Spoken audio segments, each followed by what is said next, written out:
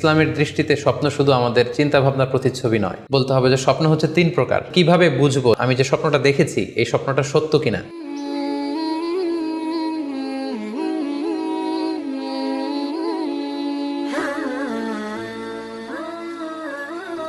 আসসালামু আলাইকুম ওয়া রাহমাতুল্লাহি ওয়া বারাকাতুহু। নাহমাদুহু ওয়া নুসাল্লি আলা রাসূলিহিল কারীম।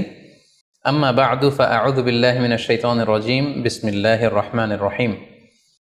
প্রিয় দিনী ভাই এবং বোনেরা, আজকে আমরা স্বপ্ন নিয়ে কথা বলবো।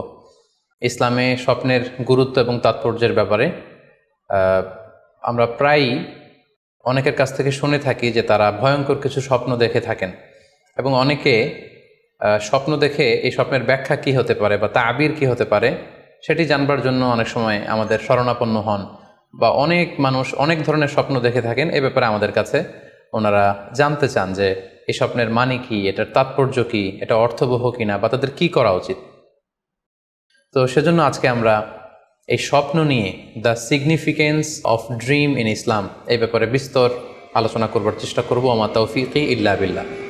আজকে বেসিকলি স্বপ্নের ব্যাপারে আমরা 10টি পয়েন্টে কথা উপস্থাপন করবার চেষ্টা করব। সেগুলো হচ্ছে, প্রথমে আমরা জানবো স্বপ্নের গুরুত্ব ও তাৎপর্যের ব্যাপারে, তারপর জানবো স্বপ্নের প্রকারভেদ, ভালো স্বপ্ন দেখলে করণীয়, খারাপ স্বপ্ন দেখলে করণীয়, তারপর কোন ধরনের স্বপ্নের ব্যাখ্যা প্রয়োজন এবং কোন স্বপ্নের ব্যাখ্যা প্রয়োজন নেই, সত্য স্বপ্নের আলামত অথবা কিভাবে বুঝবো যে আমার স্বপ্নটা অর্থবহ কিনা, স্বপ্নের ব্যাপারে কিছু ইসলামী দিক নির্দেশনা, স্বপ্নে আল্লাহ রাসূল সাল্লাল্লাহু আলাইহি সাল্লামকে দেখা প্রসঙ্গে, যুগে যুগে স্বপ্ন ব্যাখ্যায় কারা পারদর্শী ছিলেন, এবং সবশেষে কোরআন সুন্নাহর আলোকে বিভিন্ন প্রতীক বা চিহ্নের দিকে খেয়াল রেখে স্বপ্নের ব্যাখ্যা। এই 10টি পয়েন্টে আজকে আমরা স্বপ্ন নিয়ে আলোচনা করার চেষ্টা করব ইনশাআল্লাহ। আমরা সাধারণত অনেকে মনে করে থাকি যে স্বপ্ন হচ্ছে নিছক একটি স্বপ্ন বা এটা কল্পনাপ্রসূত বিষয়। মুমিনের জীবনে বা বিশ্বাসীর জীবনে স্বপ্ন শুধু নিছক স্বপ্ন নয়, বরং এটা মুমিন জীবনে অনেক অর্থবহ এবং তাৎপর্যপূর্ণ। মুমিন জীবনে এটা একটা ভালো স্বপ্ন হতে পারে আল্লাহ তাআলার পক্ষ থেকে কোনো ধরনের সুসংবাদ কিংবা দিক নির্দেশনা, কিংবা হতে পারে বান্দার প্রতি সতর্কবাণী। একচোখা বস্তুবাদীরা বলে থাকে আমরা যখন ঘুমাই তখন মস্তিষ্ক আমাদের স্মৃতিগুলো নিয়ে নাড়াচাড়া করে, আমাদের স্মৃতিগুলোকে পুনর্বিন্যাস করে, আর সেটাই আমাদের কাছে স্বপ্ন হিসেবে ধরা দেয়। অর্থাৎ তারা বলতে চায় যে স্বপ্ন হচ্ছে ঘুমের ঘোরে আমাদের দৈনন্দিন জীবনে ঘটে যাওয়া আমাদের চিন্তা বা ভাবনার প্রতিচ্ছবি। কিন্তু ইসলামের দৃষ্টিতে স্বপ্ন শুধু আমাদের চিন্তা ভাবনার প্রতিচ্ছবি নয়, এটা হতে পারে আল্লাহ তাআলার পক্ষ থেকে সুসংবাদ, হতে পারে গ্ল্যাড টাইডিংস কিংবা সতর্কবাণী। তাই এই স্বপ্নের ব্যাপারে আমাদেরকে খুব ভালো ধারণা রাখা উচিত। শুরুতে আমরা বলবো যে এর গুরুত্ব এবং তাৎপর্য কতটুকু। স্বপ্ন হচ্ছে নবুয়তের সূচনা। নবুয়তের সূচনা হয়েছিল স্বপ্নের মাধ্যমে। আল্লাহ রাসূল সাল্লাল্লাহু আলাইহি ওয়াসাল্লাম যখন নবী হিসেবে অফিসিয়ালি অ্যাসাইন্ড হন, তার আগে তিনি টানা 6 মাস স্বপ্ন দেখেছেন, যেটা সহিহ বুখারীতে এসেছে। আউয়ালু মা বুদিআ বিহি রাসূলুল্লাহি সাল্লাল্লাহু আলাইহি ওয়াসাল্লাম আর-রুইয়া আস-সাদিকা ফিন-নাওম। রাসূল সাল্লাল্লাহু আলাইহি ওয়াসাল্লামের কাছে ওহী বা রেভেলেশনের সূচনা হয়েছিল স্বপ্নের মাধ্যমে। ফাকানা লা ইয়ারা রুইয়া ইল্লা জাআত মিসলা ফালাকিস সুবহি। আর রাতে স্বপ্নে রাসূল সাল্লাল্লাহু আলাইহি ওয়াসাল্লাম যা দেখতেন, দিনের বেলা সেটা প্রভাতের সূর্য কিরণের ন্যায় রাসূল সাল্লাল্লাহু আলাইহি ওয়াসাল্লামের কাছে সুস্পষ্ট হয়ে যেত। অর্থাৎ যা তিনি রাতে দেখতেন স্বপ্নে, দিনের বেলা সেটাই হুবহু ঘটে যেত। তো এই হাদিস থেকে আমরা বুঝতে পারি যে স্বপ্ন হচ্ছে ওহীর সূচনা, অর্থাৎ ওহীর সূচনাটা হয়েছিল স্বপ্নের মধ্য দিয়ে। পাশাপাশি আমরা জানি যে ইব্রাহিম আলাইহিস সালাম উনি স্বপ্নে দেখেছিলেন যে উনি ওনার কলিজার টুকরো সন্তান ইসমাঈল আলাইহিস সালামকে জবাই করছেন, যেটা সূরাতুস সাফফাতের 102 নম্বর আয়াতে আল্লাহ তাআলা আমাদেরকে বলছেন। ইব্রাহিম আলাইহিস সালাম বলেছিলেন, ইয়া বুনাইয়া ইন্নী আরা ফিল মানামি আন্নী আযবাহুক ফানজুর মাযা তারা। অর্থাৎ, হে আমার সন্তান ইসমাইল, আমি স্বপ্নে দেখেছি যে আমি তোমাকে জবাই করছি, এখন তোমার অভিমত কি, তোমার অপিনিয়ন কি? সাইয়েদনা ইসমাঈল আলাইহিস সালাম বলেছিলেন, ইফআল মা তুমার সাতাজিদুনি ইনশাআল্লাহু মিনাস সাবিরিন। মানে বাবা, আপনি স্বপ্নে যা দেখেছেন আপনি সেটাই করেন, আপনি আমাকে ধৈর্যশীলদের অন্তর্ভুক্ত পাবেন। ছেলের এই মন্তব্য শুনে সাইয়েদনা ইব্রাহিম আলাইহিস সালাম একটি ধারালো ছুরি নিয়ে সাইয়েদনা ইসমাঈল আলাইহিস সালামকে শুইয়ে দিয়ে জবাই করতে শুরু করলেন। তো এই ঘটনা থেকে বোঝা যায় নবীদের স্বপ্ন এটা সাধারণ কোনো স্বপ্ন নয়, এটা ওহীর অন্তর্ভুক্ত। নবীদের স্বপ্ন যদি নিছক স্বপ্নই হতো তাহলে একটা স্বপ্নের উপর ভিত্তি করে সাইয়েদনা ইব্রাহিম আলাইহিস সালাম ওনার সন্তানকে জবাই করার জন্য উদ্যত হতেন না। তার মানে বোঝা গেল নবীদের স্বপ্ন হচ্ছে এটা মিন ওয়াহিল্লাহ, এটা আল্লাহ তাআলার পক্ষ থেকে নবীদের প্রতি ওয়াহি।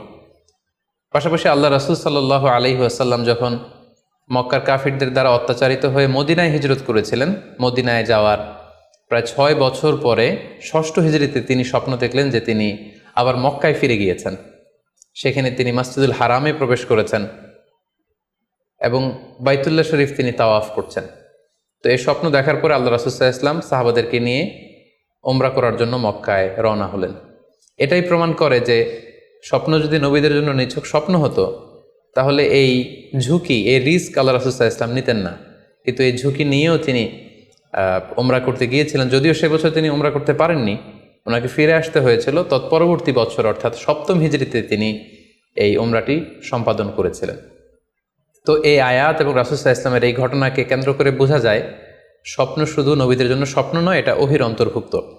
সূরাতুল ফাতহে আল্লাহ তাআলা ইরশাদ করছেন, লাকাদ সাদাকাল্লাহু রাসূলাহুর রুইয়া বিল হক লা তাদখুলুন্নাল মাসজিদাল হারামা ইনশাআল্লাহ।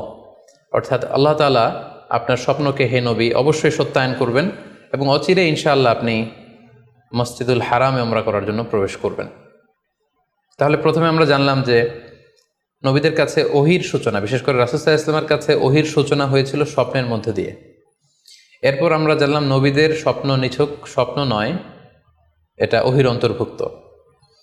এই পর্যায়ে আমরা জানব যে বিশ্বাসীদের জন্য, যারা মুমিন, তাদের জন্য স্বপ্নের গুরুত্ব কতটুকু। সেক্ষেত্রে আমরা সহিহ বুখারীর একটা হাদিস উল্লেখ করতে পারি, যেখানে আল্লাহ রাসূল সাল্লাল্লাহু আলাইহি ওয়াসাল্লাম বলেছেন, লাম ইয়াবকা মিনান নবুওয়াতি ইল্লাল মুবাশশিরাত। অর্থাৎ নবুয়ত আর পৃথিবীতে নেই, নবী হওয়ার সুযোগ আর পৃথিবীতে নেই, নবুয়ত বন্ধ হয়ে গিয়েছে। কিন্তু আল্লাহ তাআলার পক্ষ থেকে মুবাশশিরাত কিন্তু বন্ধ হয়নি, মুবাশশিরাত আসবে। সাহাবা জিজ্ঞেস করলেন, ওমাল মুবাশশিরাত, হে আল্লাহ রাসূল মুবাশশিরাত কি? আল্লাহ রাসূল সাল্লাল্লাহু আলাইহি ওয়াসাল্লাম বললেন, আর রুইয়া আস-সালেহা। মুবাশশিরাত হচ্ছে সত্য স্বপ্ন। বিশ্বাসীরা যখন রাত্রিবেলা সত্য স্বপ্ন দেখবে, বিশ্বাসীদের জন্য সত্য স্বপ্ন বা সুন্দর স্বপ্ন নিছক স্বপ্ন নয়, এটা আল্লাহ তাআলার পক্ষ থেকে গ্ল্যাড টাইডিংস, সুসংবাদ হতে পারে অথবা সতর্ক করা হতে পারে।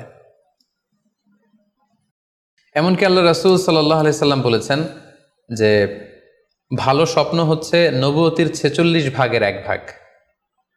সহিহ বুখারীতে এসেছে, আল্লাহর হাবিব সাল্লাল্লাহু আলাইহি ওয়াসাল্লাম ইরশাদ করেন, আর রুইয়া আস-সালিহা জুজউন মিন 46 জুজআন মিনান নবুওয়া। অর্থাৎ ভালো স্বপ্ন বা সত্য স্বপ্ন নবুয়তির 46 ভাগের 1 ভাগ। Could you imagine that? কি করে একজন বিশ্বাসী স্বপ্ন নবুয়তির 46 ভাগের 1 ভাগ হতে পারে?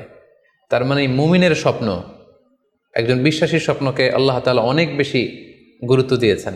এটা শুধু স্বপ্ন নয়, এটা হতে পারে আল্লাহ তাআলার পক্ষ থেকে একটা গাইডেন্স, হতে পারে কোনো গ্ল্যাড টাইডিংস, সুসংবাদ, হতে পারে কোনো সতর্কতা বাণী। এজন্য এই স্বপ্নকে, বিশ্বাসীদের স্বপ্নকে আল্লাহ রাসূল সাল্লাল্লাহু আলাইহি ওয়াসাল্লাম নবুয়তির 46 ভাগের 1 ভাগ বলে উল্লেখ করেছেন। কেন তিনি বিশ্বাসীদের স্বপ্নকে নবুয়তির 46 ভাগের 1 ভাগ বলে উল্লেখ করলেন? এর কারণ হচ্ছে, আমরা জানি যে আল্লাহ রাসূল সাল্লাল্লাহু আলাইহি সাল্লাম তিনি নবী হয়েছিলেন কত বছর বয়সে? জি, 40 বছর বয়সে। এবং তিনি পৃথিবী থেকে ইন্তেকাল করেছিলেন 63 বছর বয়সে। অর্থাৎ ওনার নবুয়তির পুরো ডিউরেশনটা ছিল 23 বছর। তাহলে নবুয়তির সময়সীমা ডিউরেশন ছিল 23 বছর। আর নবুয়তি প্রাপ্তির আগে তিনি টানা 6 মাস শুধু স্বপ্ন দেখতেন। তাহলে এই 6 মাসকে যদি আমরা 23 বছর দিয়ে 23 বছরের উপর ভাগ করি, তাহলে এটা 46 ভাগের 1 ভাগ হয়। এবং সে কারণে আল্লাহ রাসূল সাল্লাল্লাহু আলাইহি সাল্লাম সত্য স্বপ্নকে নবুয়তির 46 ভাগের 1 ভাগ বলে ঘোষণা করেছেন। এই পর্যায়ে আমরা জানব স্বপ্নের প্রকার ভেদের ব্যাপারে। খুব সোজা সাপটা যদি বলতে হয়, তাহলে বলতে হবে যে স্বপ্ন হচ্ছে 3 প্রকার। একটা হচ্ছে আল্লাহ তাআলার পক্ষ থেকে, যেটা আল্লাহ দেখান। আরেকটি হচ্ছে শয়তানের পক্ষ থেকে, যেটি শয়তান মানুষকে দেখায়। আরেকটি হচ্ছে নিজের পক্ষ থেকে, অর্থাৎ সারাদিন আপনি যেটা নিয়ে কনসার্নড, সারাদিন আপনি আপনার চিন্তা ভাবনার মধ্যে যেই জিনিসটাকে স্থান দেন, সেটাই আপনি রাত্রিবেলা দেখেন। অর্থাৎ দিনের বেলা হয়তো কেউ খেলাধুলা নিয়ে খুব ব্যস্ত, সে খুব ফুটবল পছন্দ করে, সারাদিন ফুটবল খেলে। দেখা যাবে যে রাতের বেলাও সে স্বপ্নে দেখছে যে সে ফুটবল খেলছে, অথবা স্টেডিয়ামে যে সে ফুটবল খেলা দেখছে। দিনের বেলা হয়তো সে বাজারে যে ব্যবসা বাণিজ্য করে, রাতেও হয়তো দেখা যাচ্ছে সে যে জিনিসপত্র কিনছে, দরদাম করছে। সো এটা তার পক্ষ থেকে। তাহলে বেসিকলি স্বপ্ন হচ্ছে 3 ধরনের। একটা আল্লাহর পক্ষ থেকে, একটা শয়তানের পক্ষ থেকে, আরেকটা হচ্ছে নিজের পক্ষ থেকে, যেটা আমরা সহি মুসলিমের একটি বর্ণনা থেকে জানতে পারি, যেখানে আল্লাহ রাসূল সাল্লাল্লাহু আলাইহি ওয়াসাল্লাম ইরশাদ করছেন, আর রুইয়া সালাসা, স্বপ্ন হচ্ছে 3 ধরনের। ফারুইয়া as-সালিহা বুশরা মিনাল্লাহ, যেটা ভালো স্বপ্ন সেটা হয় আল্লাহর পক্ষ থেকে। ওয়া রুইয়া তাহজিনুন মিনাশ শাইতান, আরেকটা স্বপ্ন থাকে যেটা শয়তানের পক্ষ থেকে, সেটা ভয় দেখানো হয়। ভয়ঙ্কর যদি কোনো দুঃস্বপ্ন দেখে থাকেন তাহলে এটা আল্লাহর পক্ষ থেকে নয়, এই স্বপ্নটা শয়তানের পক্ষ থেকে। আরেকটি হচ্ছে রুইয়া মিম্মা ইউহাদ্দিসুল মারউ নাফসাহু, আরেকটি স্বপ্ন ব্যক্তি সে নিজের সাথে নিজে স্বপ্নে হয়তো কথা বলে বা এমন কিছু দেখে যেটা সুসংবাদও নয়, যেটা ভয়ঙ্করও কিছু নয়, বরং সারাদিন সে যে বিষয়টি নিয়ে চিন্তা ভাবনা করতো রাতে সেটার একটা প্রতিচ্ছবি, সেটাই সে দেখতে পাচ্ছে। এটা হচ্ছে নিজের পক্ষ থেকে স্বপ্ন। তাহলে খুব সহজে আমরা এভাবে বলতে পারি যে স্বপ্ন 3 প্রকার, একটা হচ্ছে রাহমানি, আর একটা হচ্ছে শাইতানি, আর একটা হচ্ছে নাফসানি। আই রিপিট, আমি আবার বলছি, স্বপ্নের প্রথম প্রকার হচ্ছে রাহমানি, দ্বিতীয় প্রকার হচ্ছে শাইতানি, তৃতীয় প্রকার হচ্ছে নাফসানি। যেটা রাহমানি সেটা রহমানের পক্ষ থেকে আল্লাহ দেখান, আর যেটা শয়তানি সেটা শয়তানের পক্ষ থেকে, শয়তান ভীতিকর পরিবেশ তৈরি করার জন্য বা ভয় দেখানোর জন্য যেটা দেখায়। আরেকটা হচ্ছে নাফসানি, যেটাকে বলা হয় আদগাস ও আহলাম, যেটার কোনো মিনিং হয় না, অর্থাৎ নিজের পক্ষ থেকে নিজের চিন্তা ভাবনার প্রতিচ্ছবি। তাহলে শুরুতে আমরা জানবার চেষ্টা করব যে রাহমানি, যেটাকে আরবিতে বলা হচ্ছে রুইয়া বা রুইয়া সাদেকা বা সালেহা, সেটা কি, এবং সেটা যদি আমরা দেখি সেক্ষেত্রে আমাদের করণীয় কি। এক্ষেত্রে আমরা সহি বুখারীর একটি হাদিসকে উল্লেখ করতে পারি, যেখানে আল্লাহ রাসূল সাল্লাল্লাহু আলাইহি ওয়াসাল্লাম ইরশাদ করেছেন, ইদা রাআ আহাদুকুম রুইয়া ইউহিব্বুহা, তোমাদের কেউ যদি কোনো স্বপ্ন দেখে যে স্বপ্নটা সে পছন্দ করে, মানে স্বপ্নটা দেখে he feels good or she feels good, তার ভালো লাগছে, তাহলে বুঝতে হবে ফা ইন্নামা হিয়া মিনাল্লাহ, এই স্বপ্নটা আল্লাহর পক্ষ থেকে, এটা সাধারণ স্বপ্ন নয়, এটা খুবই অর্থবহ স্বপ্ন। তখন সে কী করবে? ফালিয়াহমাদিল্লাহ আলাইহা, সে তখন এই সুন্দর স্বপ্ন দেখার কারণে আল্লাহ শুকরিয়া করবে। ওয়াল ইউহাদ্দিস বিহা, এবং চাইলে সে এই স্বপ্নের কথা মানুষের কাছে বর্ণনা করতে পারে বা শেয়ার করতে পারে। তাহলে সহিহ বুখারীর এই হাদিসের ভাষ্য অনুযায়ী আমরা যেটা বুঝলাম, আমরা যদি ভালো কোনো স্বপ্ন দেখি তাহলে 3টি কাজ করা যেতে পারে। প্রথমত আল্লাহর প্রশংসা করা, যেহেতু আমি ভালো একটি স্বপ্ন দেখেছি, আল্লাহর শুকরিয়া বা প্রশংসা আমরা করতে পারি। দ্বিতীয়ত চাইলে সুসংবাদ হিসেবে এই স্বপ্নটা আমি কারোর সাথে শেয়ার করতে পারি। আর 3 নাম্বার হচ্ছে এমন ব্যক্তিকে আমি শেয়ার করব যে আমাকে ভালোবাসে বা যে আমার শুভাকাঙ্ক্ষী, তা না হলে আমি হিংসার শিকার হতে পারি। কারণ আন-নি'মাতু মাহসুদা, যে কোনো ধরনের নেয়ামতি, আপনি যদি আল্লাহর কোনো বিশেষ মার্সি, ব্লেসিংস বা নেয়ামত পেয়ে ধন্য হন, এটা সবার ভালো নাও লাগতে পারে, এটা সবার অন্তরে সহ্য নাও হতে পারে, ফলে আপনি হিংসার শিকার হতে পারেন। সো ভালো স্বপ্ন দেখলে আপনি চাইলে কারোর কাছে শেয়ার করতে পারেন, সেক্ষেত্রে সে যদি আপনার শুভাকাঙ্ক্ষী হয় বা আপনাকে পছন্দ করে, আপনাকে ভালোবাসে, এরকম কাছের কারোর সাথে আপনি শেয়ার করতে পারেন। আমরা সবাই নিঃসন্দেহে এরকম ভালো ভালো স্বপ্ন দেখতে চাই, আমরা কেউই ভয়ঙ্কর কোনো স্বপ্ন দেখতে চাই না। আমরা নিঃসন্দেহে এমন স্বপ্ন দেখতে চাই রাতের বেলায় যেই স্বপ্নে আল্লাহ তাআলার পক্ষ থেকে আমাদের জন্য দিক নির্দেশনা থাকবে, অথবা কোনো সুসংবাদ থাকবে, কিংবা থাকবে আগাম কোনো সতর্কতা বাণী। এ জাতীয় ভালো স্বপ্ন যদি আমরা দেখতে চাই তাহলে আমাদের কি করা উচিত? সেক্ষেত্রে সর্বপ্রথম আমাদের যেটা করতে হবে, আমাদেরকে সত্যবাদী হতে হবে। সাধারণত সত্যবাদীদের স্বপ্ন সত্য হয়ে থাকে। যেখানেই সত্য সেখানেই যেন আমার অবস্থান হয়, আমি যেন সবসময় সত্যের পক্ষে থাকি। 2 নম্বর হচ্ছে আকলুল হালাল, আমাকে হালাল খেতে হবে। যারা হালাল খায় তাদের স্বপ্ন সাধারণত সত্য হয় এবং অর্থবহ স্বপ্ন হয়। পাশাপাশি আল্লাহ তাআলার দেয়া যে আদেশ নিষেধ সেগুলো আমাকে মেনে চলতে হবে।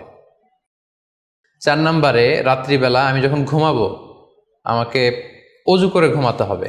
ওয়ায়ানামু আলা তাহারা, পবিত্রতার সাথে যদি কেউ ঘুমায় তাহলে অজু করে ঘুমালে রাতে সে যে স্বপ্ন দেখবে সাধারণত সে স্বপ্নটি সত্য হয়। যদি সম্ভব হয় ক্যাবলামুখী হয়ে শোয়া, ক্যাবলামুখী হয়ে আমরা শুতে পারি। এই বিষয়গুলো যদি আমরা এনশিওর করতে পারি, অর্থাৎ সত্যবাদী হওয়া, হালাল খাবার খাওয়া, আল্লাহর দেয়া বিধিনিষেধ সবসময় মেনে চলবার চেষ্টা করা, রাত্রিবেলা অজু অবস্থায় ঘুমানোর অভ্যেস করা, পাশাপাশি ক্যাবলামুখী হয়ে শোয়ার চেষ্টা করা, এই বিষয়গুলো যদি আমরা মেনটেন করার চেষ্টা করি তাহলে আমরা যে স্বপ্নগুলো দেখব সেগুলো সত্য স্বপ্ন হবে বলে আমরা আশা করি।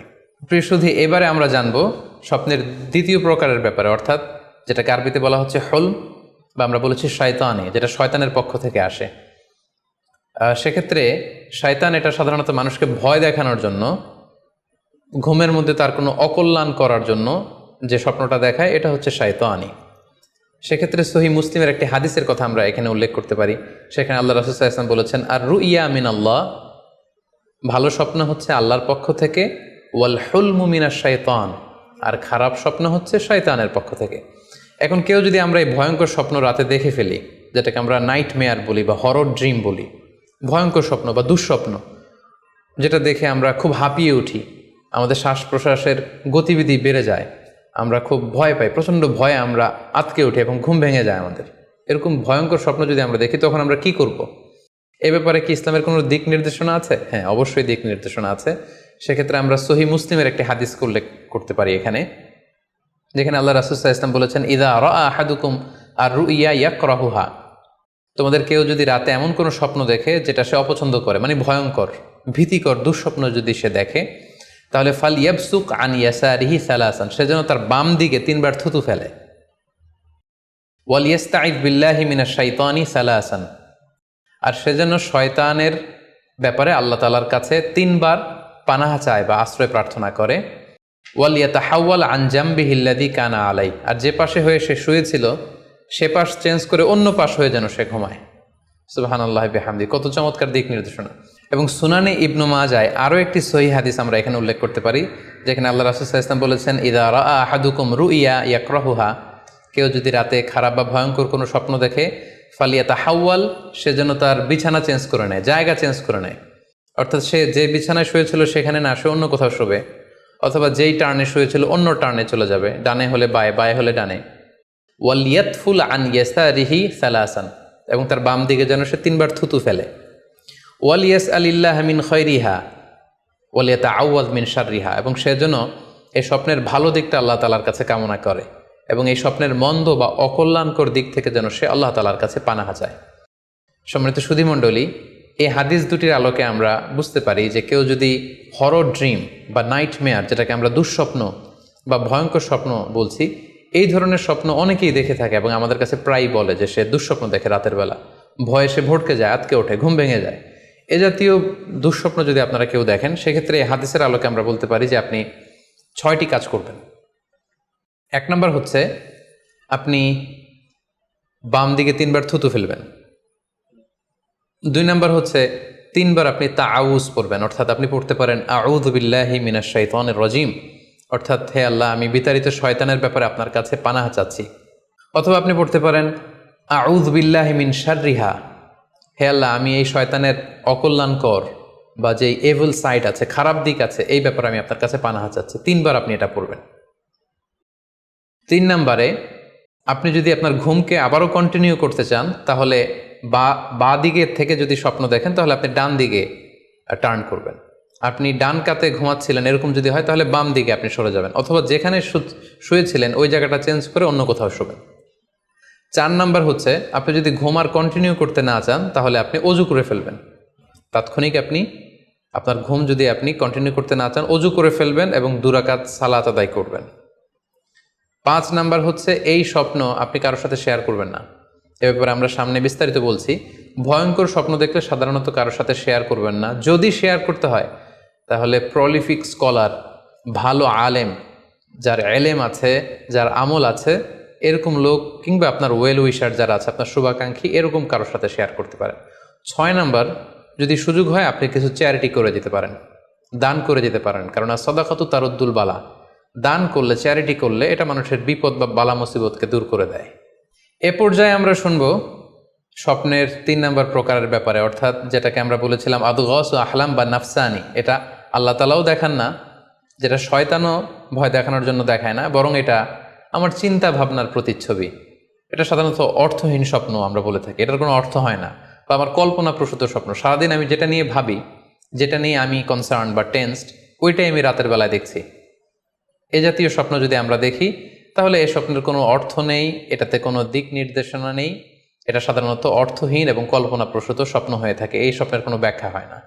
সম্মানিত সুধী, এ পর্যায়ে আমরা জানবো যে কোন স্বপ্নের ব্যাখ্যার প্রয়োজন হয় এবং কোন স্বপ্নের কোনো ব্যাখ্যার প্রয়োজন হয় না। সাধারণত ব্যাখ্যা প্রয়োজন হয় কি হয় না, এদিক থেকে স্বপ্ন 2 ধরনের। এক হচ্ছে সরিহ, মানে ডিরেক্ট ড্রিম, যেটা সুস্পষ্ট, অর্থাৎ রাতে আপনি যা স্বপ্নে দেখেছেন, দিনের বেলা সেটাই ঘটতে দেখেছেন। আপনি রাতে স্বপ্ন দেখলেন আপনার কোনো একজন কাছের লোক মারা গিয়েছে, এরপরের দিন আপনি শুনলেন আসলেই সেই ব্যক্তিটি মারা গিয়েছে। অথবা রাতের বেলা আপনি কোনো একটা ঘটনা দেখলেন, তারপরের দিন সেই ঘটনাটাই আপনি ঘটতে দেখলেন। এটাকে বলা হয় ডিরেক্ট ড্রিম, মানে সুস্পষ্ট এবং সরিহ, একেবারে স্পষ্ট স্বপ্ন। এটার কোনো ব্যাখ্যার প্রয়োজন হয় না, কারণ আপনি যা দেখেছেন সেটাই ঘটেছে। আরেকটা প্রকার হচ্ছে গয়রু সরিহ, মানে যেটা স্পষ্ট নয়, ইনডিরেক্ট ড্রিম, যেটা অস্পষ্ট। এটা হচ্ছে সিম্বলিক বা আইকনিক ড্রিম। আপনি এমন অস্পষ্ট আইকনিক বা এমন কিছু সিম্বল দেখেছেন রাতে ঘুমের ঘোরে স্বপ্নে, যেটা থেকে সুস্পষ্ট আসলে কিছু বোঝা যায় না, বরং এখানে একটা সিম্বল আছে, এখানে একটা প্রতীক আছে বা আইকন আছে। এই জাতীয় যে স্বপ্নগুলো আছে সাধারণত এগুলোর ব্যাখ্যার প্রয়োজন হয়, যেহেতু আপনি বুঝতে পারছেন না যে এটা দিয়ে আসলে কি বোঝানো হচ্ছে। সম্মানিত সুধী, এ পর্যায়ে আমরা জানার চেষ্টা করব যে সত্য স্বপ্নের আলামত কি কি, অর্থাৎ কিভাবে বুঝবো যে আমি যে স্বপ্নটা দেখেছি এই স্বপ্নটা সত্য কিনা বা অর্থবহ কিনা। অনেকে আমাদের কাছে জানতে চায় যে আমি এই স্বপ্নটা দেখেছি, এটা কি সত্য স্বপ্ন, এটা কি অর্থবহ স্বপ্ন, বা এটা কি আল্লাহর পক্ষ থেকে কোনো গাইডেন্সমূলক বা দিক নির্দেশনা বা সুসংবাদমূলক স্বপ্ন। কিভাবে আমরা বুঝতে পারি? কিছু আলামত রয়েছে, কিছু নিদর্শন রয়েছে, যেগুলোর আলোকে কিন্তু আমরা সহজেই বুঝতে পারি যে স্বপ্নটা সত্য কিনা। সুনানে আবু দাউদের এক বর্ণনায় আল্লাহ রাসূল সাল্লাল্লাহু আলাইহি ওয়াসাল্লাম ইরশাদ করেছেন, আসদাকুন নাসি রুইয়া আসদাকুহুম হাদিসা। যে ব্যক্তি সত্য কথা বলে বেশি, তার স্বপ্ন সত্য হয় বেশি। তাহলে সহজে আমরা বুঝলাম, আপনি যদি সত্যবাদী হন, সাধারণত আপনার স্বপ্নগুলো জেনারেলি সত্য হবে। সেক্ষেত্রে সত্য স্বপ্ন বা অর্থবহ স্বপ্ন চেনার প্রথম আলামত হচ্ছে এই স্বপ্ন দেখে আপনার ভাল লাগবে। You feel good after seeing the dream. আপনি স্বপ্ন দেখার পরে আপনার খুব স্বস্তি লাগবে, আপনার ভালো লাগবে, আপনার কাছে এই স্বপ্নটা পছন্দ হবে, খুব ভালো লাগবে স্বপ্নটা। যদি এরকম ফিলিং হয় আপনার, তাহলে আপনি বুঝবেন এই স্বপ্নটা সত্য ছিল এবং অর্থবহ ছিল। 2 নাম্বার হচ্ছে true dreams are very short and concise. সত্য স্বপ্ন খুবই শর্ট হয়, কনসাইজ হয়। আরবিতে যেটাকে বলা হয় ওয়াদেহা জালিয়া, খুবই শর্ট, স্পষ্ট, ক্লিয়ার এবং কনসাইজ। অনেকে রাতে অনেক লম্বা লম্বা স্বপ্ন দেখে, লম্বা এপিসোড দেখে, একটার পর একটা ঘটনা দেখতে থাকে, মুভির মতো লম্বা লম্বা ঘটনা সে দেখতে থাকে। এই জাতীয় লম্বা লম্বা ঘটনা যদি আপনি দেখে থাকেন রাতে, বা এপিসোড আকারে একটার পর একটা ঘটনা যেটার সাথে কোনো মিল নেই, এই জাতীয় স্বপ্নের সাধারণত কোনো অর্থ হয় না, এগুলো অর্থবহ স্বপ্ন নয়। অর্থবহ স্বপ্ন চেনার 3 নাম্বার আলামত বা সাইন হচ্ছে রিপিটেশন। অর্থাৎ একই স্বপ্ন যদি আপনি বারবার দেখেন তাহলে বুঝতে হবে এটা অর্থবহ স্বপ্ন, এবং এটার মাধ্যমে আল্লাহ তাআলা আপনাকে কোনো দিক নির্দেশনা বা গাইডেন্স দিতে চাচ্ছেন। আপনাকে বোঝার চেষ্টা করতে হবে যে আসলে আল্লাহ তাআলা আপনাকে কি বোঝাতে চাচ্ছেন। তাহলে 3 নাম্বার হচ্ছে রিপিটেশন। বারবার যদি কোনো স্বপ্ন দেখেন, এই স্বপ্নটা সত্য হবে এবং অর্থবহ হবে। এটা নট নেসেসারি যে আপনি একাই বারবার দেখেন। একজন মানুষ একটা স্বপ্ন বারবার দেখলে যেমনি অর্থবহ, পাশাপাশি একই স্বপ্ন যদি অনেকে দেখে তাহলে সেই স্বপ্নটাও অর্থবহ। অর্থাৎ আপনি একটা স্বপ্ন প্রায় দিন দেখেন, তাহলে বোঝা যাচ্ছে এটা অর্থবহ স্বপ্ন। অথবা একটা স্বপ্ন অনেক লোক একসাথে দেখেছে, তারপরের দিন একে অপরের সাথে শেয়ার করে বোঝা গেল যে সবাই একই স্বপ্ন দেখেছে, তাহলে বোঝা যাবে এটা সাধারণ স্বপ্ন নয়, এটা অর্থবহ স্বপ্ন, মিনিংফুল স্বপ্ন।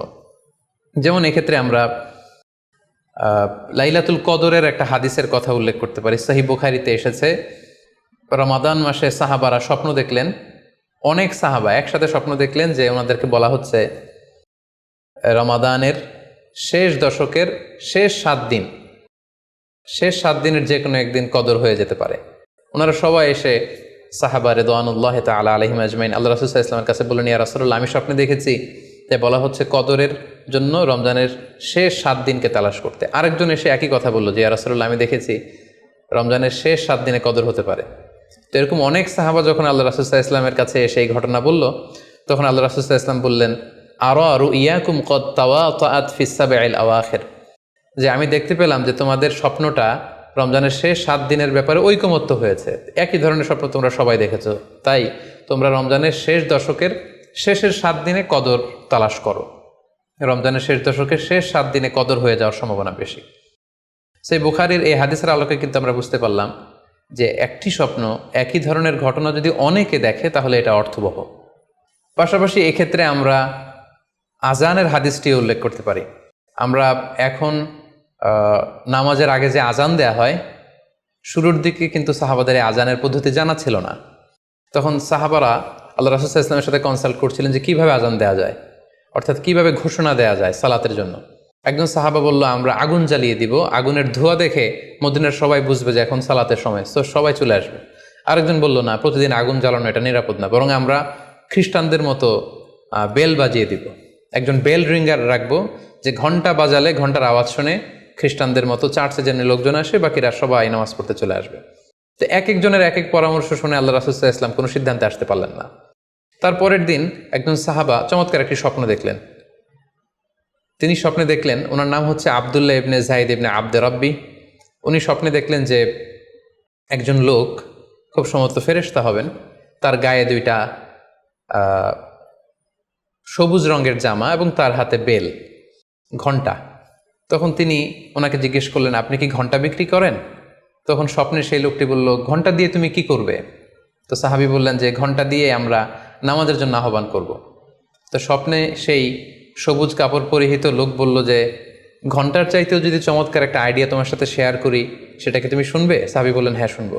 তখন তিনি বললেন, ঘণ্টা না বাজিয়ে তোমরা উঁচু একটা জায়গায় দাঁড়িয়ে আল্লাহু আকবার, আল্লাহু আকবার, আল্লাহু আকবার, আল্লাহু আকবার, আশহাদু আল্লা ইলাহা ইল্লাল্লাহ, আশহাদু আন্না মুহাম্মাদুর রাসূলুল্লাহ, এই বাক্যগুলো তোমরা বলবে।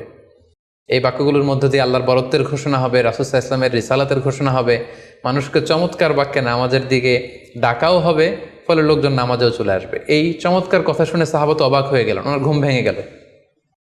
উনি সকালবেলা আল্লাহ রাসূল সাল্লাল্লাহু আলাইহি ওয়াসাল্লামের কাছে এসে পুরো ঘটনা শোনালেন যে একজন লোককে আমি দেখলাম হাতে ঘণ্টা, আমি বললাম ঘণ্টা কিনবো সালাতের আহ্বানের জন্য, তিনি আমাকে এই কয়েকটা বাক্য শিখিয়ে বললেন, ঘণ্টা না বাজিয়ে এই বাক্যগুলো দিয়ে আহ্বান করলে কেমন হয়। আল্লাহ রাসূল সাল্লাল্লাহু আলাইহি ওয়াসাল্লাম এই স্বপ্নের কথা শুনে তিনি অভিভূত হলেন। তিনি বললেন, তুমি ঠিকই দেখেছ, তুমি সঠিক স্বপ্ন দেখেছ। যেহেতু বেলালের কণ্ঠ খুব দরাজ, বেলালকে ডাকো, আমাদের ঘণ্টাও বাজানোর দরকার নেই, আগুন জ্বালানোর দরকার নেই, বেলালকে বাক্যগুলো মুখস্থ করিয়ে দাও। বেলাল মসজিদে নববীর পাশে দাঁড়িয়ে আওয়াজ করে এই আজান দিবে, এই ঘোষণা দিবে। এই আজান শুরু হলো। বেলাল রাদিয়াল্লাহু তাআলা আনহু একটা উঁচু জায়গায় দাঁড়িয়ে আল্লাহু আকবার, আল্লাহু আকবার বলে তিনি আজান দিতে শুরু করলেন। এই বাক্যগুলো শুনে সাইয়েদনা ওমরে ফারুক দৌড়াতে দৌড়াতে আল্লাহ রাসূল সাল্লাল্লাহু আলাইহি ওয়াসাল্লামের কাছে আসলেন। এসে বললেন, ইয়া রাসূলুল্লাহ, বেলাল এই বাক্যগুলো কোত্থেকে শিখেছে? গত রাতে তো আমি দেখেছি যে আমাকে একজন লোক বলেছে যে তোমরা এই বাক্যগুলোকে ব্যবহার করে লোকজনকে সালাতের জন্য আহ্বান করো। আল্লাহ রাসূল সাল্লাল্লাহু আলাইহি ওয়াসাল্লাম শুনে অবাক হলেন। অর্থাৎ ওই সাহাবী ঠিক যেমন স্বপ্ন দেখেছেন, ইসলামের দ্বিতীয় খলিফা সাইয়েদনা ওমরে ফারুক রাদিয়াল্লাহু তাআলা আনহু উনিও একই স্বপ্ন দেখেছেন। তার মানে একই স্বপ্ন যদি একাধিক লোকজন দেখে থাকে, সেটা যেমনি অর্থবহ, আবার আপনি একাও যদি একটি স্বপ্ন বারবার দেখেন, সেটাও অর্থবহ। আমরা আজান যে কিভাবে ইন্ট্রোডিউস হলো মুসলিম কমিউনিটির মধ্যে, এই হাদিসের আলোকে বুঝতে পারি যে কোনো স্বপ্ন আপনি বারবার দেখলে বা অনেকে একই স্বপ্ন দেখলে সে স্বপ্নটা অর্থবহ হবে। অর্থবহ স্বপ্ন দেখার 4 নম্বর সাইন হচ্ছে শেষ রাতের স্বপ্ন সাধারণত অর্থবহ হয়, অর্থাৎ লাস্ট 1/3 অফ দ্য নাইট, রাতের শেষাংশে যদি আপনি ফজরের আগ দিয়ে যে স্বপ্নটা মানুষ দেখে, সাধারণত এই স্বপ্নটা অর্থবহ হয়, এটা সত্য স্বপ্ন হয়। কারণ এই টাইমে আল্লাহ তাআলা প্রথম আকাশে নেমে আসেন বা মনোনিবেশ করেন এবং ডাকতে থাকেন, কার রিজিকের দরকার আমি রিজিক দেব, কার অর্থের দরকার আমি অর্থ এর ব্যবস্থা করে দেব, কার কি দরকার আমার কাছে চাও, অসুস্থরা আমি তাদেরকে সুস্থ করে দেব। সো ওই টাইমে আল্লাহ তাআলার বিশেষ একটা রহমত পৃথিবীতে নেমে আসে, ফলে শেষ রাতের স্বপ্ন সাধারণত অর্থবহ স্বপ্ন হয়। পাশাপাশি হাদিসে এসেছে যে কিয়ামতের আগ দিয়ে মুমিনরা যে স্বপ্নগুলো দেখবে, এই স্বপ্নগুলো সাধারণত অর্থবহ হবে। অর্থাৎ কিয়ামতের একেবারে আগ মুহূর্তে যখন মুসলমানরা খুব স্ট্রাগল করবে, মুসলমানরা যখন খুব বিপদে থাকবে, তখন মুসলমানদের যে স্বপ্নগুলো তারা রাতের বেলা দেখবে, এগুলো মিথ্যা হবে না, বেশিরভাগ স্বপ্নই সত্য হবে, অর্থবহ হবে। যেটা আমরা সহিহ বুখারীর একটা হাদিস থেকে জানতে পারি, যেখানে আল্লাহ রাসূল সাল্লাল্লাহু আলাইহি ওয়াসাল্লাম ইরশাদ করেছেন, ইযা ইকতারাবা যামানু লাম তাকাদ রুইয়াল মুমিনি তাকযিব, অর্থাৎ কিয়ামতের সময় যত ঘনিয়ে আসবে, কাছাকাছি আসবে, মুমিন বা বিশ্বাসীদের স্বপ্ন ঠিক তত সঠিক হতে থাকবে। মুমিনদের তখনকার স্বপ্ন বেশিরভাগই সত্য হবে, সেটা মিথ্যা হবে না। তাহলে এই হাদিস থেকে আমরা জানলাম কিয়ামতের আগ দিয়ে মুমিনরা যে স্বপ্নগুলো দেখবে, এগুলো সত্য হবে, অর্থবহ হবে। এ পর্যায়ে আমরা জানবার চেষ্টা করব যে স্বপ্নের ব্যাপারে কিছু ইসলামিক দিক নির্দেশনা রয়েছে। আমরা যদি এই দিক নির্দেশনাগুলো, গাইডেন্সগুলো মেনে চলি, তাহলে স্বপ্ন নিয়ে আমাদের খুব একটা কনফিউশনে থাকতে হবে না। সেক্ষেত্রে প্রথম গাইডলাইন হচ্ছে অপ্রয়োজনে স্বপ্ন অন্যের সাথে শেয়ার না করা। Do not mention the dream for interpretation except a prolific scholar or any well wisher to you. কেউ যদি খুব বড় আলেম হয়ে থাকেন, শায়েখ হয়ে থাকেন, তার ইলম আছে, আমল আছে, এরকম কারো কাছে শেয়ার করতে পারেন। অথবা আপনার শুভাকাঙ্ক্ষী, আপনাকে ভালো অ্যাডভাইস করতে পারে, আপনাকে পছন্দ করে, এরকম লোক ছাড়া কারো কাছে স্বপ্ন শেয়ার করা যাবে না। সুনানে তিরমিজিতে স্বপ্ন অন্যের সাথে শেয়ার না করার ব্যাপারে একটি হাদিস এসছে, যেখানে আল্লাহ রাসূল সাল্লাল্লাহু আলাইহি সাল্লাম বলেছেন, লা ইয়াকুসুহা ইল্লা আলা ওয়াদ্দিন, অর্থাৎ যে তোমাকে পছন্দ করে এমন কারো কাছে ছাড়া স্বপ্ন শেয়ার করবে না। অথবা আউজি রাইন, এমন লোক যে ডিসিশন দিতে পারে, he can advise you, he can provide you the right decision, এরকম লোক যদি আপনার কাছের শুভাকাঙ্ক্ষীদের মধ্যে থেকে কেউ থেকে থাকে, আপনি তার সাথে শেয়ার করতে পারেন। ওয়ালা ইউহাদ্দিসু বিহা ইল্লা লাবিবান আও হাবিবান, সে আপনার হাবিব, সে আপনার বন্ধু, সব কাছের লোক, বজম ফ্রেন্ড, আপনার শুভ কামনা করে সব সময়, এই জাতীয় লোকের কাছে আপনি স্বপ্ন শেয়ার করতে পারেন। অন্য এক বর্ণনায় এসেছে, ওয়ালা ইয়াকুসুর রুইয়া ইল্লা আলা আলিমিন আও নাসিহ, স্বপ্ন শেয়ার করতে হলে ভালো আলেমের কাছে শেয়ার করো, অথবা নাসিহ, যে তোমাকে ভালো অ্যাডভাইস করতে পারবে, উপদেশ দিতে পারবে, এরকম কারো কাছে শেয়ার করো, অন্য কারো কাছে নয়। সুনানে তিরমিজিতে এ ব্যাপারে একটি বাব রচনা করা হয়েছে, যে বাবু লা তাকুসুর রুইয়া ইল্লা আলা আলিম আও নাসিহ, আলেম বা শুভাকাঙ্ক্ষী নসিহতকারী ছাড়া কারো কাছে স্বপ্ন শেয়ার করা যাবে না। এর কারণ হচ্ছে, আমরা আগেই বলেছি যে আপনি স্বপ্নে যদি ভালো কিছু দেখে থাকেন, এটা এমন কারো কাছে যদি শেয়ার করেন যে আপনাকে পছন্দ করে না, তাহলে আপনি হিংসার শিকার হতে পারেন। সেক্ষেত্রে আমরা সূরা ইউসুফের 5 নম্বর আয়াতের কথা খেয়াল করতে পারি, যেখানে ইউসুফ আলাইহিস সালাম বলেছিলেন যে ইয ক্বালা ইউসুফু লি আবিহি ইয়া আবাতি ইন্নী রাআইতু আহাদা আশারা কাওকাবান ওয়াশ শামসা ওয়াল কমারা রাআইতুহুম লি সাজিদিন ক্বালা ইয়া বুনাইয়া লা তাকসুস রুইয়াকা আলা ইখওয়াতিকা ফায়াকিদু লাকা কাইদা। ছোট্ট ইউসুফ আলাইহিস সালাম তিনি স্বপ্নে দেখলেন যে চন্দ্র, সূর্য এবং আকাশের 11টা তারা সব কিছু ওনার সম্মানে সিজদায় লুটিয়ে পড়েছে। তো ইয়াকুব আলাইহিস সালাম ওনার ছেলেকে বললেন যে, বাবা ইউসুফ, খবরদার, সাবধান, এই স্বপ্নের কথা তুমি তোমার ভাইদেরকে বলতে যেও না। যদি তুমি তোমার ভাইদের সাথে এই চমৎকার স্বপ্নের কথা শেয়ার করো, তাহলে ফায়াকিদু লাকা কাইদা, তারা তোমাকে নিয়ে হিংসা করবে, ষড়যন্ত্র করবে। তাহলে আমরা বুঝলাম যে যার তার কাছে চাইলে আমরা স্বপ্ন শেয়ার করতে পারবো না, বরং এক্ষেত্রে বুঝে শুনে সাবধানে শেয়ার করতে হবে। এক্ষেত্রে মুস্তাদরেকে হাকিমে একটি চমৎকার হাদিস উল্লেখ হয়েছে, সেটি হচ্ছে, কেন যে কারো কাছে স্বপ্ন শেয়ার করা যাবে না, করলে সমস্যা কি? সেক্ষেত্রে বলা হয়েছে যে ফাইন্না রুইয়া তাকাউ আলামা তুআব্বার, অর্থাৎ স্বপ্নের ব্যাখ্যা তেমনই হয়ে থাকে যেমন এটার ব্যাখ্যা করা হয়। এই ব্যাপারটা কিন্তু সাধারণ কোনো কথা নয়। আপনি একজনের কাছে, যার কোনো জ্ঞান নেই স্বপ্নের ব্যাপারে, হুট করে তার কাছে স্বপ্নের ব্যাখ্যা জানতে চাইলেন, আর তিনিও হুট করে এমন একটা ব্যাখ্যা করে দিল, ফলে দেখা যাবে উনি যেটা ব্যাখ্যা করেছেন সেটাই ঘটবে আপনার জীবনে। সো স্বপ্নের কথা যে কারো কাছে বলতে নেই। ফাইন্না রুইয়া তাকাউ আলামা তুআব্বার, কেননা স্বপ্নের ব্যাখ্যা তেমন হয়ে থাকে যেমন এটার ব্যাখ্যা করা হয়। সো ব্যাখ্যা যদি কেউ করতে চান, আপনি ভালো ব্যাখ্যা করবেন, জেনে শুনে বুঝে তার শুভাকাঙ্ক্ষী হয়ে সুন্দর ব্যাখ্যা করবেন, কেননা খারাপ কোনো ব্যাখ্যা করে দিলে সেই ব্যাখ্যাই হয়ে যেতে পারে। স্বপ্নের কথা কেন যে কোনো মানুষের কাছে শেয়ার করতে নেই, তার কারণ হিসেবে আমরা সুনানে দারমির একটি হাদিসকে এখানে উল্লেখ করতে পারি, যে হাদিসটিকে ইবনু হাজার আল আসকালানি উনি ওনার ফাথুল বারিতে হাসান বলে উল্লেখ করেছেন। আল্লাহ রাসূল সাল্লাল্লাহু আলাইহি ওয়াসাল্লামের কাছে মদিনাতে প্রায় একজন নারী এসে স্বপ্নের ব্যাখ্যা জানতে চাইতেন। সে নারী বলতেন যে, ইয়া রাসূলুল্লাহ, আমি প্রায়ই স্বপ্নে দেখি যে আমার ঘরের একটি পিলার ভেঙে গিয়েছে এবং আমি অন্ধ সন্তান প্রসব করেছি।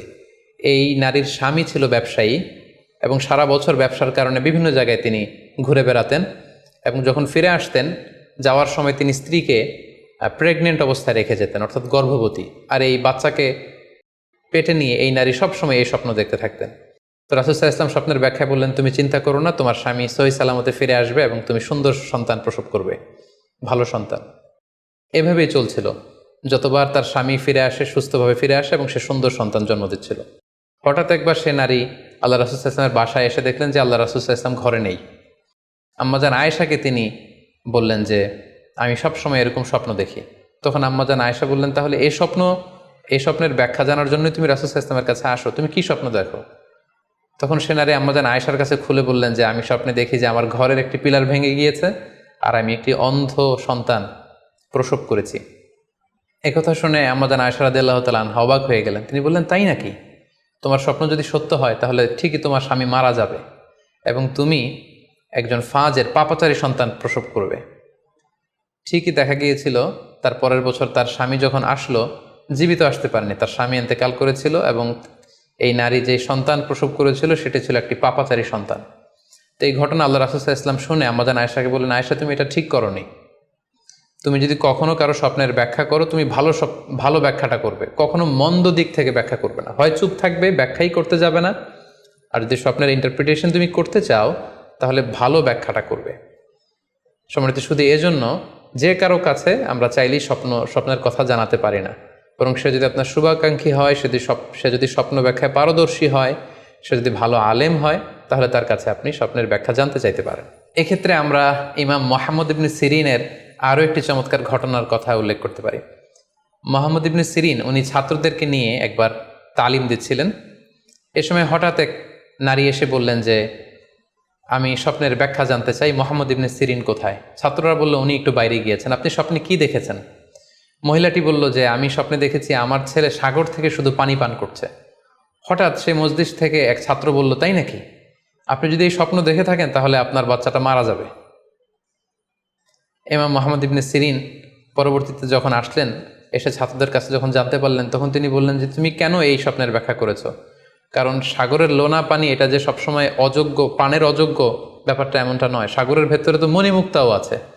বরং আমি হলে ব্যাখ্যা করতাম যে তোমার ছেলে সাগর থেকে পানি খাচ্ছে, তোমার ছেলে অনেক বড় আলেম হবে। কিছুদিন পরে আরেক লোক এসে মুহাম্মদ ইবনে সিরিনের কাছে জানতে চাইলেন যে আমি স্বপ্নে দেখছি যে আমার ছেলে সাগর থেকে শুধু পানি নিয়ে খাচ্ছে। তিনি বললেন আশা করা যায় তোমার ছেলে অনেক বড় আলেম হবে। ঠিকই দেখা গেল কিছুদিন পরে যেই মহিলাটি স্বপ্নের ব্যাখ্যা জানতে এসেছিলেন তার ছেলেটি মারা গিয়েছে, আর ওই যেই লোক মুহাম্মদ ইবনে সিরিনের কাছে স্বপ্নের সুন্দর ব্যাখ্যা নিয়ে গেলেন তার ছেলে ওই সময়ের অনেক বড় আলেম হয়েছিল। এই জন্য সম্মানিত শুধু যে কারো কাছে স্বপ্নের ব্যাখ্যা জানতে চাইতে নেই, আর স্বপ্নের ব্যাখ্যা যদি করতে হয় ভালো ব্যাখ্যা করতে হবে, তা না হলে চুপ থাকতে হবে। স্বপ্নের ক্ষেত্রে ইসলামের যে দিক নির্দেশনা, সেক্ষেত্রে আরও একটি দিক নির্দেশনা হচ্ছে স্বপ্ন কখনো শরীয়তের দলিল হতে পারে না। কেবলমাত্র নবীদের স্বপ্নই হচ্ছে ওহী, কিন্তু আমরা যারা সাধারণ মুসলমান আমাদের স্বপ্ন কখনো শরীয়তের দলিল হতে পারে না। এটা আপনার জন্য কোনো একটা বিশেষ ধরনের অনুধাবন হতে পারে, আপনার বিশেষ ফিলিংস হতে পারে, আপনার একার জন্য কোনো ধরনের গাইডেন্স হতে পারে আল্লাহর পক্ষ থেকে, কিন্তু এটাকে শরীয়তের দলিল বলে চালিয়ে দেওয়া যাবে না। আমরা প্রায় শুনি অমুক পীর সাহেব একটা স্বপ্ন দেখেছেন এবং তার মুরিদেরা এই স্বপ্নের আলোকে বিভিন্ন কাজ করতে শুরু করেছেন, এটাকে শরীয়তের অংশ মনে করে। খুব রিসেন্টলি করোনা ভাইরাস আউটব্রেকের টাইমে মামুন মারুফ নামে এক ছেলের স্বপ্নের কথা আমরা শুনেছিলাম যে ইটালিতে সে স্বপ্ন দেখেছে করোনা ভাইরাসের সাথে কথা বলেছে। আসলে এই জাতীয় স্বপ্ন কখনো শরীয়তের কোনো সোর্স বা এভিডেন্স হতে পারে না। খুব রিসেন্টলি বুয়েট থেকে পাশ করা মুশতাক মোহাম্মদ আরমান নামে একজন লোকের কথা আমরা শুনেছি যে তিনি দাবি করেছেন তিনি ইমাম মাহাদি, এবং তিনি দাবি করেছেন যে স্বপ্নে তাকে আল্লাহ তাআলা ইমাম মাহাদি বলে পরিচয় করিয়ে দিয়েছে, ফলে লোকজন এসে তার হাতে বায়াত হচ্ছে। অথবা অনেকে দাবি করে থাকেন যে স্বপ্নে তিনি ফকিরি পেয়েছেন, স্বপ্নে এটা হয়েছে সেটা হয়েছে। এরকম কোনো ধরনের স্বপ্নই কিন্তু শরীয়তের অংশ, শরীয়তের দলিল বা এভিডেন্স হতে পারে না। এ পর্যায়ে আমরা জানবার চেষ্টা করব যে স্বপ্নে রাসূলুল্লাহ সাল্লাল্লাহু আলাইহি ওয়াসাল্লামকে দেখা প্রসঙ্গে অনেকে স্বপ্নে আল্লাহ রাসূল সাল্লাল্লাহু আলাইহি ওয়াসাল্লামকে দেখেন, এবং আসলে রাসূল সাল্লাল্লাহু আলাইহি ওয়াসাল্লামকে স্বপ্নে দেখেন কিনা এ ব্যাপারে তাদের মধ্যে অনেক প্রশ্ন থেকে থাকে।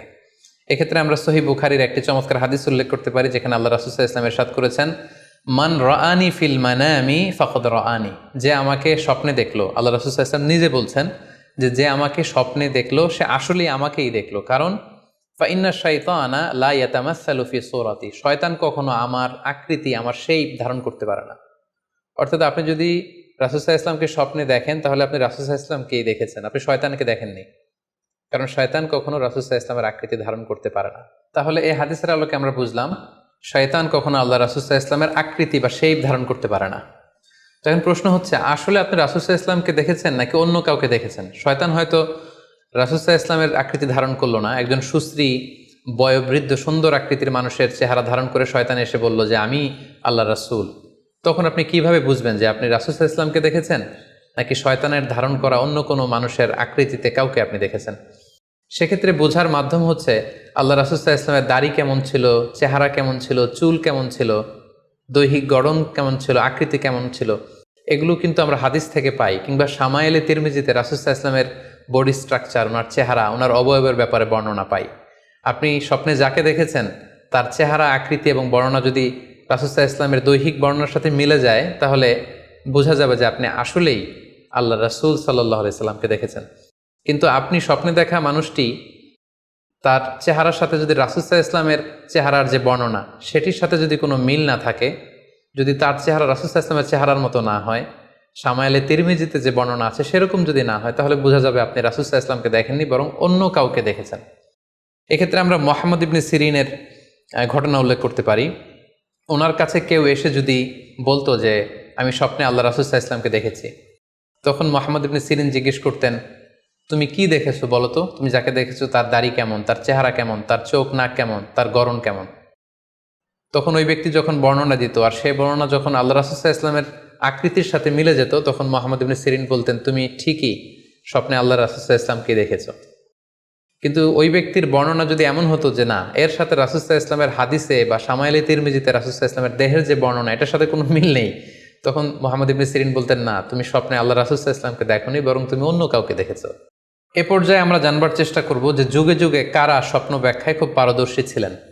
নবীদের মধ্যে সাইয়েদনা ইউসুফ আলাইহিস সালাম, তিনি সবচেয়ে ভালো স্বপ্নের ব্যাখ্যা করতে পারতেন। সাহাবাদের মধ্যে সাইয়েদনা আবু বকর রাদিয়াল্লাহু তাআলা আনহু চমৎকার স্বপ্নের ব্যাখ্যা করতে পারতেন, এবং তাবিঈদের মধ্যে মুহাম্মদ ইবনে সিরিন চমৎকার স্বপ্নের ব্যাখ্যা করতে পারতেন। আর বলার অপেক্ষা রাখে না যে অবশ্যই আল্লাহ রাসূল সাল্লাল্লাহু আলাইহি ওয়াসাল্লাম তিনিও চমৎকার স্বপ্নের ব্যাখ্যা করতে পারতেন।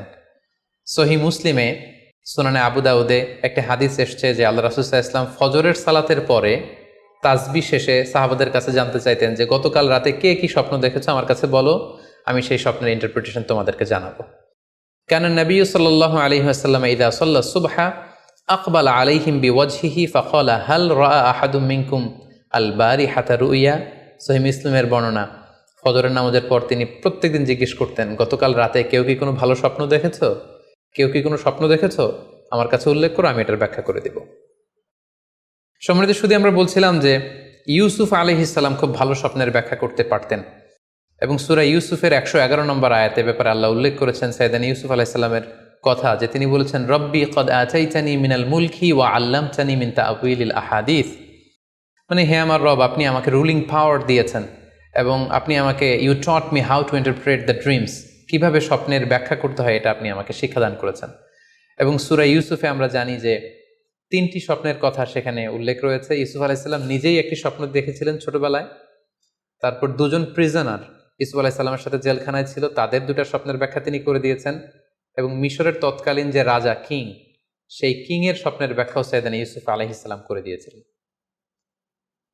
সাহাবীদের মধ্যে সাইয়েদনা আবু বকর রাদিয়াল্লাহু তাআলা আনহু চমৎকার স্বপ্নের ব্যাখ্যা করতে পারতেন, এবং আল্লাহ রাসূল সাল্লাল্লাহু আলাইহি ওয়াসাল্লাম মাঝে মাঝে ইচ্ছা করে আবু বকর রাদিয়াল্লাহু তাআলা আনহুর কাছে স্বপ্নের ব্যাখ্যা জানতে চাইতেন, এবং আবু বকর রাদিয়াল্লাহু তাআলা আনহু নিজেও মাঝে মাঝে ইচ্ছা করে রাসূল সাল্লাল্লাহু আলাইহি ওয়াসাল্লামের কাছে বলতেন যে ইয়া রাসূলুল্লাহ, এই স্বপ্নের ব্যাখ্যাটা আমি করি। আল্লাহ রাসূল সাল্লাল্লাহু আলাইহি ওয়াসাল্লাম তখন আবু বকর রাদিয়াল্লাহু তাআলা আনহুকে স্বপ্নের ব্যাখ্যা করার অনুমতি প্রদান করতেন। এক্ষেত্রে আমরা আল খাসাইসুল কুবরা, জালালউদ্দিন সুয়ুতির লেখা, সেখানকার একটি বর্ণনার কথা উল্লেখ করতে পারি, যেখানে আল্লাহ রাসূল সাল্লাল্লাহু আলাইহি সাল্লাম আবু বকর রাদিয়াল্লাহু তাআলা আনহুর কাছে একটি স্বপ্নের উল্লেখ করলেন। বললেন, আবু বকর, আমি গত রাতে স্বপ্নে দেখেছি যে তুমি আর আমি দুজন মিলে দৌড় প্রতিযোগিতা করছি, এবং দেখলাম যে আমি তোমার 2.5 গজ সামনে, তুমি আমার 2.5 গজ পেছনে, অর্থাৎ আমি এই দৌড় প্রতিযোগিতায় বিজয় লাভ করেছি এবং তুমি আমার 2.5 হাত পেছনে। এর ব্যাখ্যা কি হতে পারে?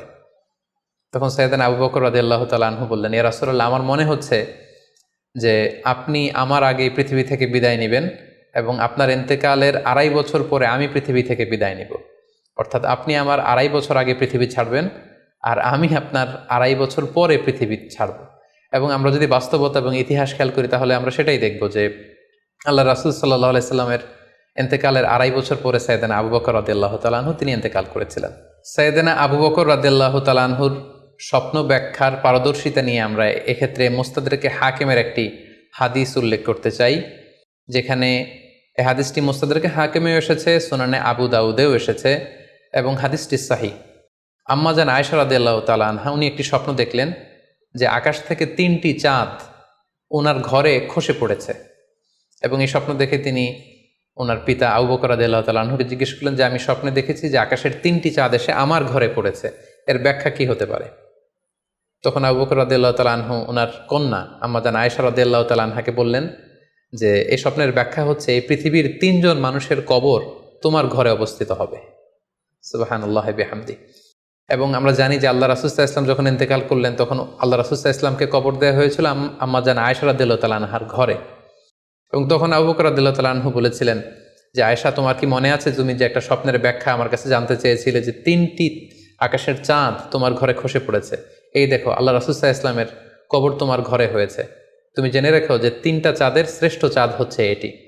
এবং আমরা এও জানি যে আবু বকর রাদিয়াল্লাহু তাআলা আনহু ইন্তেকালের পরে আম্মাজান আয়েশার ঘরেই কবর হয়েছে এবং ওমরে ফারুকের কবরও আম্মাজান আয়েশা রাদিয়াল্লাহু তাআলা আনহুর ঘরেই অবস্থিত। তাহলে এই হাদিসগুলোর আলোকে আমরা বুঝতে পারি যে সাহাবাদের মধ্যে আবু বকর রাদিয়াল্লাহু তাআলা আনহু ছিলেন স্বপ্ন ব্যাখ্যায় সবচেয়ে পারদর্শী। তাবিঈদের মধ্যে স্বপ্ন ব্যাখ্যায় সবচেয়ে পারদর্শী ছিলেন মুহাম্মদ ইবনে সিরিন। আমরা ওনার নাম প্রায় শুনে থাকি। তিনি স্বপ্ন ব্যাখ্যার ক্ষেত্রে খুব এক্সপার্ট ছিলেন। তিনি ওসমান রাদিয়াল্লাহু তাআলা আনহু যখন ইসলামের খলিফা তখন বসরা নগরীতে মুহাম্মদ ইবনে সিরিন জন্মগ্রহণ করেন এবং অনেক সাহাবা থেকে তিনি অনেক হাদিস বর্ণনা করেছেন। এবং তিনি ইমাম আবু হানিফা আলাইহি রাহমার সমসাময়িক ছিলেন। ইমাম আবু হানিফা একবার স্বপ্নে দেখলেন যে তিনি আল্লাহ রাসূল সাল্লাল্লাহু আলাইহি ওয়াসাল্লামের কবর খুঁড়ছেন অথবা কবরের লাশ বের করছেন কিংবা কাফন বের করছেন। এই স্বপ্ন দেখে ইমামুল আযম আবু হানিফা রাহিমাহুল্লাহ উনি বিচলিত হয়ে গেলেন যে এ আমি কি স্বপ্ন দেখলাম যে আমি রাসূল সাল্লাল্লাহু আলাইহি ওয়াসাল্লামের কবর খুঁড়ছি, সেখান থেকে কাফন বের করছি।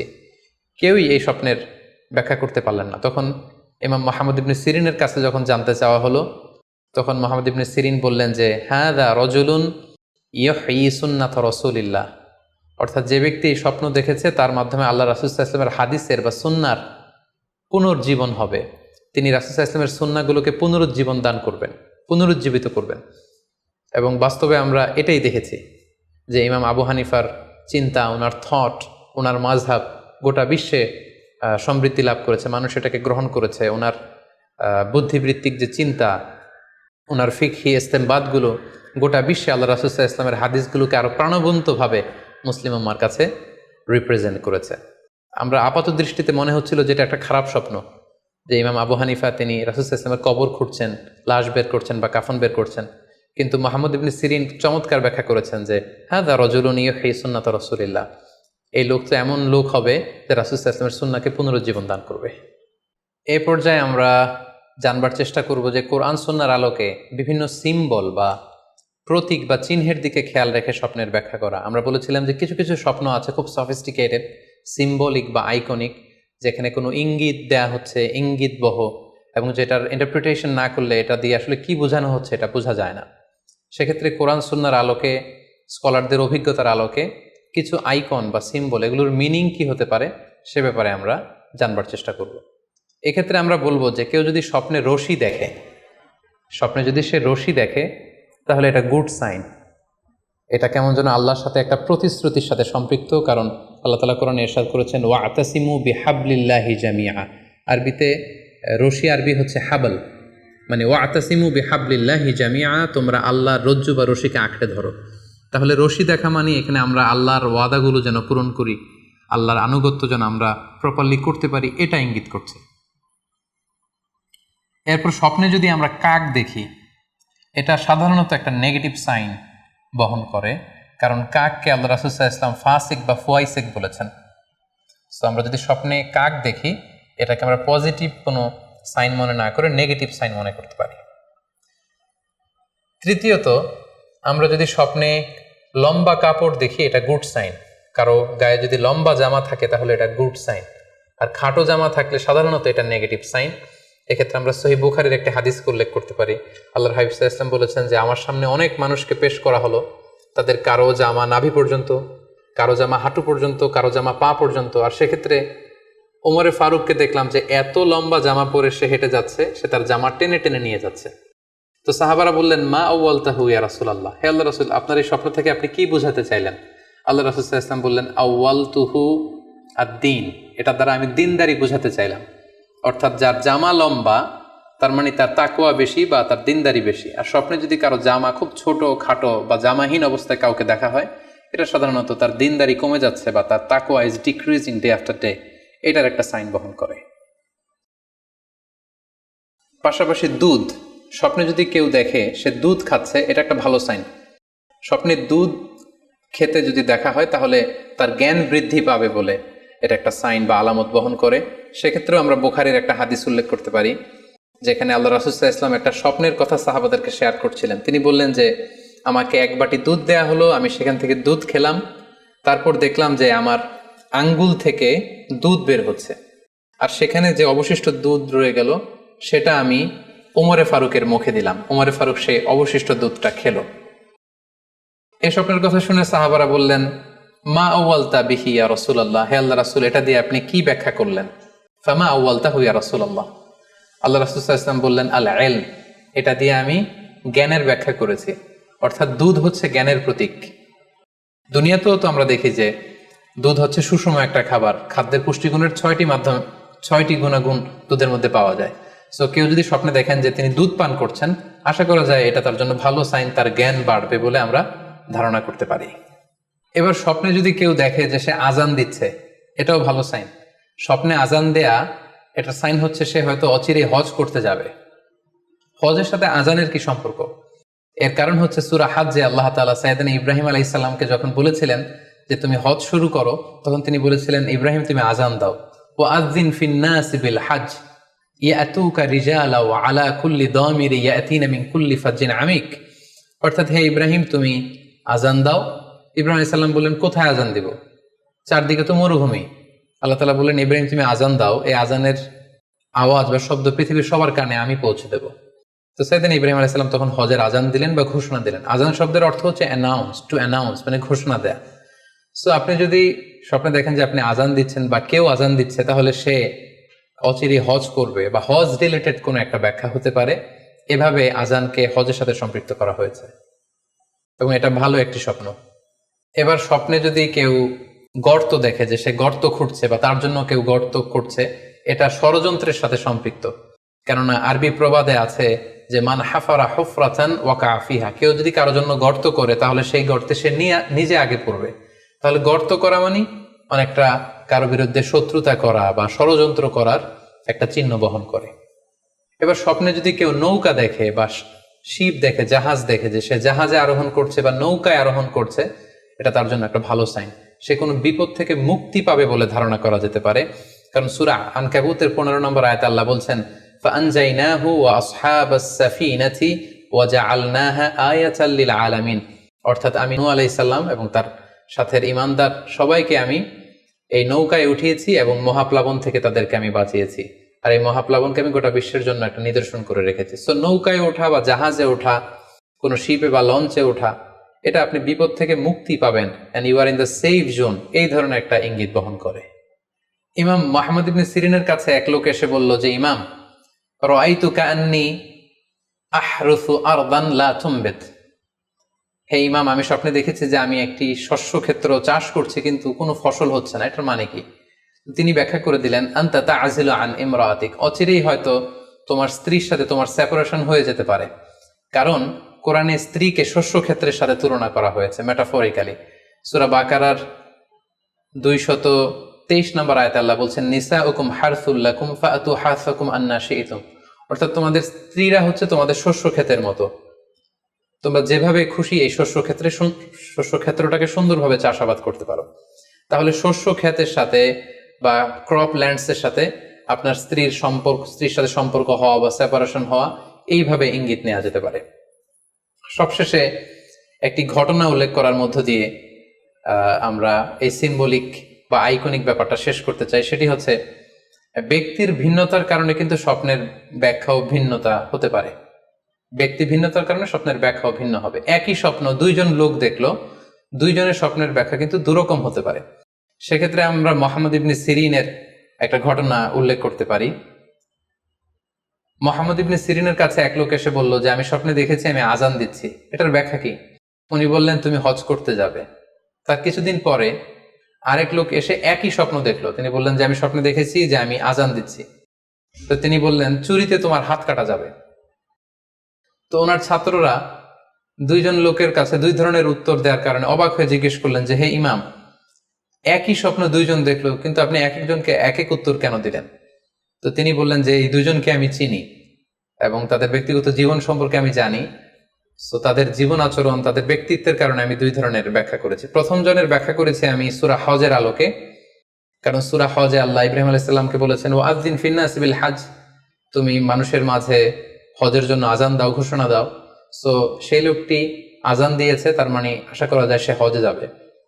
আর দ্বিতীয় লোকটির স্বপ্নের ব্যাখ্যা আমি করেছি সূরা ইউসুফের আলোকে। সূরা ইউসুফে একটি আয়াত আছে, সুম্মা আযানা মুআযযিনুন আইয়াতুহাল আইর ইন্নাকুম লাসারিকুন, অর্থাৎ মিশরের কিং এর একটি পানপাত্র চুরি হয়ে গিয়েছিল। ইউসুফ আলাইহিস সালাম ইচ্ছা করে সেটা তার ভাই ইয়ামিনের খাদ্যের প্যাকেটের ভেতরে ঢুকিয়ে দিয়েছিলেন। আর তখন সেখানকার স্টাফরা বা সৈনিকেরা আজান দিয়েছিল, মানে ঘোষণা দিয়ে বলেছিল, হে ক্যারাভান, হে কাফেলার লোকেরা, তোমরা চুরি করেছো। তো তিনি মুহাম্মদ ইবনে সিরিন বললেন যে, দ্বিতীয় লোকটার ব্যাপারে আমি জানি, সে আসলে অসাধু একজন লোক, এবং তার ক্ষেত্রে সে স্বপ্নে যেহেতু আজান দিতে দেখেছে, সে কখনো হজে যাবে না, বরং সূরা ইউসুফের আলোকে চুরিতে তার হাত কাটা যাবে। তো এভাবে আমরা কোরআন সুন্নাহর আলোকে বা স্কলারদের যে অভিব্যক্তি, সেগুলোর আলোকে স্বপ্নের মধ্যে থেকে যেগুলো সিম্বলিক, আইকনিক, যেগুলো ইঙ্গিতবহ, এগুলোর ব্যাখ্যা আমরা এভাবে করতে পারি। সম্মানিত শুধু এই ছিল স্বপ্ন নিয়ে আমাদের আজকের আলোচনা। আমরা এই আলোচনা থেকে বুঝতে পারলাম যে স্বপ্ন তিন ধরনের হতে পারে। কোনোটা আল্লাহ দেখান দিক নির্দেশনার জন্য বা সুসংবাদ স্বরূপ, কোনোটা শয়তানের পক্ষ থেকে ভয় দেখানোর জন্য, আর কোনোটা হচ্ছে আমাদের চিন্তা ভাবনার প্রতিচ্ছবি। আর স্বপ্ন যতটা সম্ভব অন্যের কাছে না শেয়ার করতে পারলেই ভালো। বিশেষ করে যদি আপনি ভয়ঙ্কর দুঃস্বপ্ন দেখে থাকেন, সেক্ষেত্রে এমন লোকের কাছে আপনি শেয়ার করুন যে আপনাকে পছন্দ করে, যার কোরআন সুন্নাহর জ্ঞান আছে, যার মধ্যে এলেম আছে, আমল আছে। আর আপনাদের কারো কাছে যদি আপনাদের ফ্রেন্ডস অ্যান্ড ফ্যামিলির কেউ বা আশেপাশের কেউ এসে যদি হুট করে তার স্বপ্নের কথা বলে দেয়, আপনি হুট করে তার ইন্টারপ্রিটেশন বা ব্যাখ্যা করতে যাবেন না। আপনি বেটার হয় যে আপনি চুপ থাকবেন, অথবা আপনি যদি ব্যাখ্যা করতে চান তাহলে ভালো ব্যাখ্যা করবেন। আল্লাহ তাআলা আমাদের সবাইকে কথাগুলো বুঝার ও আমল করার তৌফিক দান করুক। হাযা মা ইনদি ওয়াল ইলমু ইনদাল্লাহ, আলাইহি তাওয়াক্কালতু ওয়া ইলাইহি উনীব। ওয়াসসালামু আলাইকুম ওয়া রাহমাতুল্লাহি ওয়া বারাকাতুহু।